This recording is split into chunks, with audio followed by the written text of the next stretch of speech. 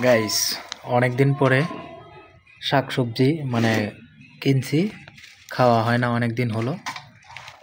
শুধু মাছ আর মাংস এই দুটোই চলতেছিল, খাদ্য হিসাবে ভাত ছিল সাথে। আর আজকে হঠাৎ করে আপনাদের ভাবি এই যে বলল যে আজকে শাক খাবে, সেই জন্য বাজার থেকে কচি মূলার শাক, টাটকা যেটাকে বলে, আর হচ্ছে লাল শাক। আসলে এখন তো সবজি চাষাবাদ করলে ফরমালিন সার বিষ ছাড়া হয় না, তবুও তারপরে খেতে হয়, কেননা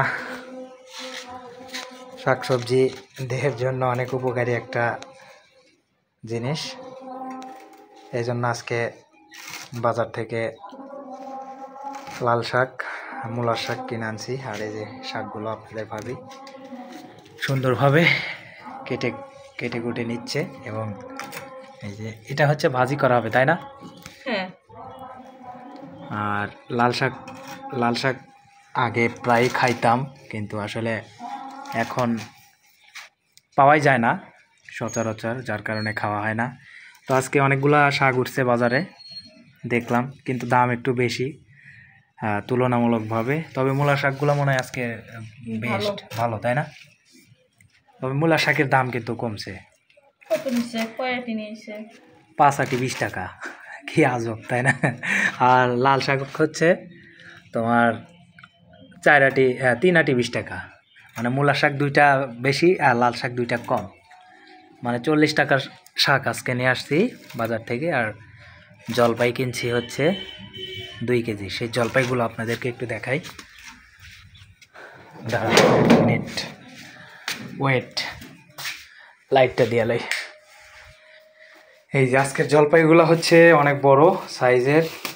এর আগে জলপাই কিনছিলাম 3 কেজি, ওইটা একটু সাইজে ছোট ছিল, ওইটা দিয়ে চাটনি বানানো হয়েছিল। চাটনিগুলো প্রায় শেষের দিকে, তাই আজকে জলপাই পাইলাম। এই যে দেখছেন, সবগুলো একই সাইজের, একই রেট ধরা চলে, এই জন্য আজকে জলপাইগুলো নিয়ে আসছি। ভালো লাগছে দেখে। আজকে জলপাই হচ্ছে কেজি 30 টাকা করে নিচ্ছে, আচার বানানোর জন্য নিয়ে আসছি। আমার ছেলে আচার খুবই পছন্দ করে, ভাতের সাথে খাওয়া যায়। আর এই তো শাকগুলো, মূলার শাকগুলো সকালে ভাজি করবো, এত শাক ভাজি করলে আমার ভালো লাগে না। তাহলে কি এখন শুধু লাল শাক ভাজি? লাল শাক ভাজি করিয়ে ডাল রান্না করে, মূলার শাক সকালে ভাজি করে দিয়ে দেবো। ঠিক আছে, তাহলে তাই করো। আর আজকের মতো এ পর্যন্তই, তাই না? হ্যাঁ। তো ভিউয়ার্স, ভালো থাকবেন সবাই, আর দোয়া করবেন আমাদের জন্য। আল্লাহ হাফিজ।